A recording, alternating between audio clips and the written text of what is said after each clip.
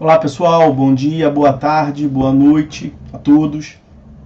No vídeo de hoje nós vamos dar prosseguimento ao estudo dos recursos extraordinários lato sensu, tanto o RE quanto o RESP. Vamos falar mais precisamente quanto ao procedimento da admissibilidade.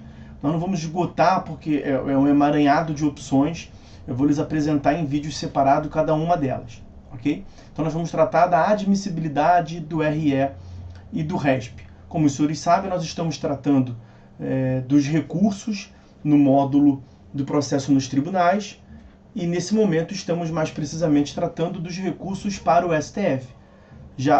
Para o STF, para o STJ, para os tribunais superiores, na verdade. Já estudamos o recurso ordinário constitucional e estamos tratando dos recursos extraordinários. Já tivemos algumas considerações sobre a função extraordinária que os tribunais superiores desempenham. No último vídeo tratamos sobre a interposição do recurso, desses recursos extraordinários lato sensu, e agora vamos começar a tratar do procedimento de admissibilidade. Como nós vimos no vídeo anterior, vejam que consta do artigo 1029. Os recursos extraordinários, seja o extraordinário stricto sensu ou recurso especial, nos casos previstos na Constituição, são interpostos perante o presidente ou vice-presidente do tribunal recorrido, do tribunal local. Até chegamos a ver que a análise quanto ao efeito suspensivo, nos casos em que o recurso ainda não subiu para o tribunal superior, compete ao presidente ou vice-presidente do tribunal local, conforme consta do artigo 1029, parágrafo 5º, inciso 3º. Pois bem, então, recebida a petição do recurso extraordinário ou do recurso especial, a secretaria do tribunal vai providenciar a intimação do recorrido para que apresente contrarrazões no prazo de 15 dias, como consta do caput do artigo 1030. E ainda esse dispositivo prevê que, findo a oportunização do contraditório ao recorrido, os autos são conclusos ao presidente ou vice-presidente do tribunal local, que deverá adotar uma dessas opções. Na verdade, nós temos 5 incisos, temos 5 incisos no artigo 1030. Nós vamos hoje tratar do inciso 1º do artigo 1030, que versa sobre a negativa de seguimento. Então, o presidente ou vice-presidente do tribunal local vai negar seguimento em algumas hipóteses. Quando? Quando o recurso extraordinário interposto vier a discutir questão constitucional a qual o STF já tenha se pronunciado e não tenha reconhecido a existência de repercussão geral. Bom, nós já vencemos aqui o estudo no sentido de que a repercussão geral é justamente um dos requisitos específicos de admissibilidade do recurso extraordinário, como consta da Constituição Federal, no parágrafo 3º do artigo 102. Então, artigo 102, parágrafo 3º. No recurso extraordinário, o recorrente deverá demonstrar a repercussão geral das questões constitucionais. Já vimos isso num vídeo específico, não vou me alongar aqui. Também o artigo também o artigo 1035 do CPC prevê a repercussão geral como um requisito de admissibilidade do recurso extraordinário. Vejam, o STF, em decisão irrecorrível, não conhecerá do recurso extraordinário quando a questão constitucional nele versada não tiver repercussão geral, nos termos desse artigo. A hipótese que nós estamos vendo aqui a hipótese que nós estamos vendo no inciso 1º, a linha A, a primeira das hipóteses, é de negativa de seguimento, quando o STF já tenha se pronunciado e negado a existência de repercussão geral. Nós também chegamos a ver isso quando tratamos do parágrafo 8º desse mesmo artigo 1035. Percebam, negada a repercussão geral, que é a hipótese, o presidente ou vice-presidente do tribunal local, o tribunal de origem, negará seguimento aos recursos extraordinários sobre estado na origem que versem sobre matéria idêntica. No mesmo sentido, o parágrafo único do artigo 1039, negada a existência de repercussão geral no recurso extraordinário afetado, serão considerados automaticamente inadmitidos os recursos extraordinários cujo processamento tenha sido sobrestado. Então essa é a primeira hipótese na linha A de negativa de seguimento, quando o STF já tenha se pronunciado e negado a existência de repercussão geral, sendo a repercussão geral um requisito específico de admissibilidade do RE.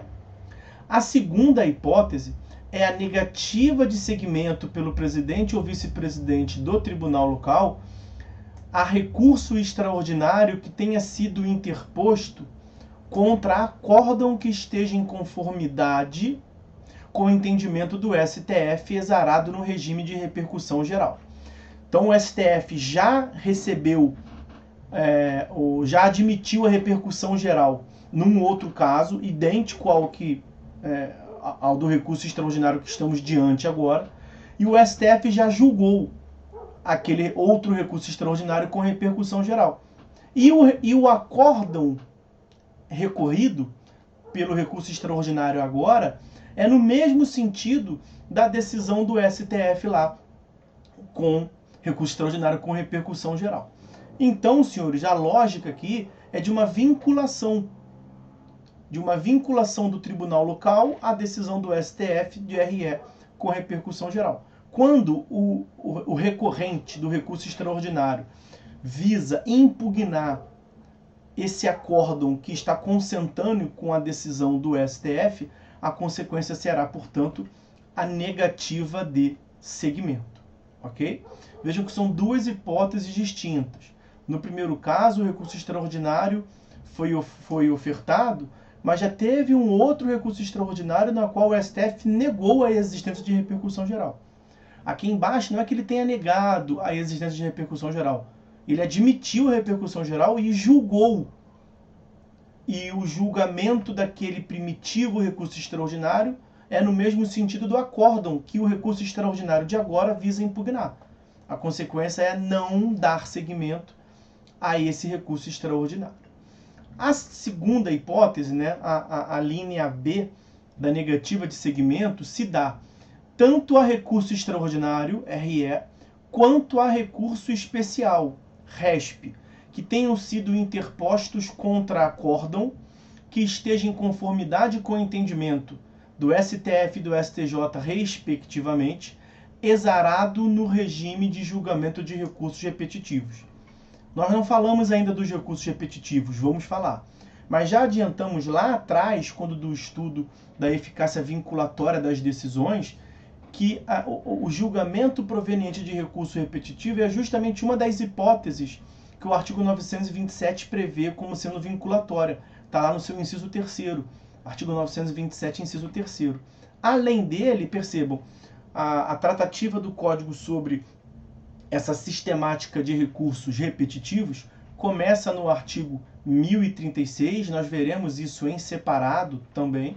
E perceba que o artigo 1040 vai tratar aqui, publicado o acórdão paradigma, quer dizer, publicado o julgamento do recurso repetitivo, o presidente ou vice-presidente do tribunal de origem negará seguimento aos recursos especiais ou extraordinários que tenham sido sobrestados na origem, se o acórdão recorrido coincidir com a orientação do Tribunal Superior.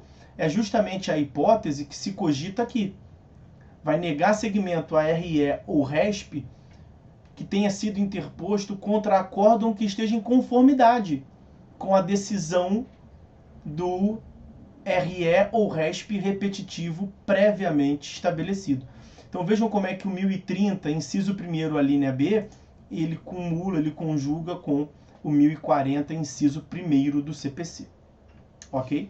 Para finalizar, o seguinte, eu quero destacar com os senhores que essas hipóteses de negativa de seguimento, se os senhores perceberem, são, na verdade, julgamento de mérito.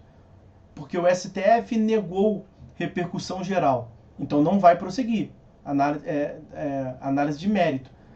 O STF aplicou julgou o recurso extraordinário anteriormente reconhecido como repercussão geral e o acórdão local foi no mesmo sentido. É mérito. O STF e o STJ se pronunciaram em recurso repetitivo e o tribunal local proferiu um acórdão no mesmo sentido e o RESP ou RE visa impugná-lo. Então essas hipóteses são hipóteses, na verdade, de julgamento de mérito e não propriamente de admissibilidade. Possivelmente o legislador tratou aqui, fingindo, é uma pseudo-hipótese de admissibilidade, justamente para permitir que o tribunal local possa sobre ela se manifestar na presidência ou vice-presidência e com isso livrar a barra um pouco dos tribunais superiores que realmente têm uma crise de efetividade.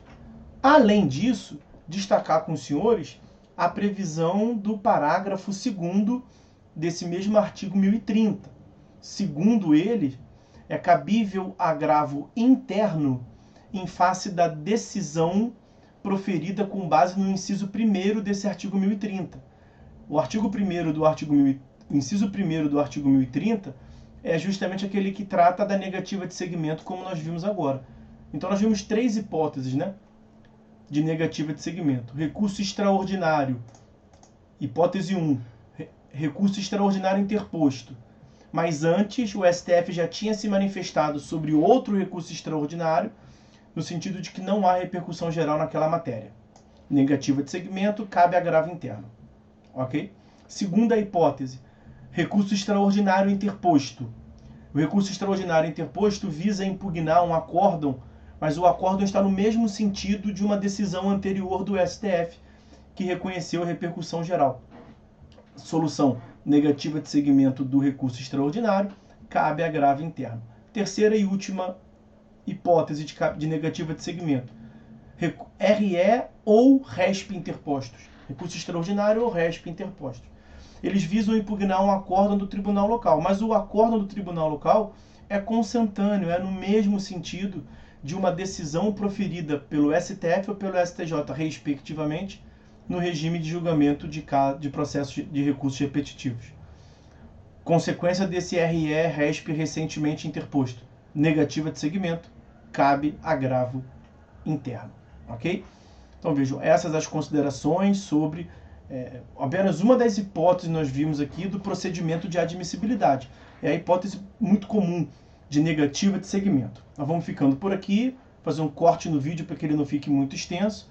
A gente continua analisando as outras hipóteses que o presidente ou vice-presidente do tribunal local podem adotar diante do RE ou RESP interposto. Ok?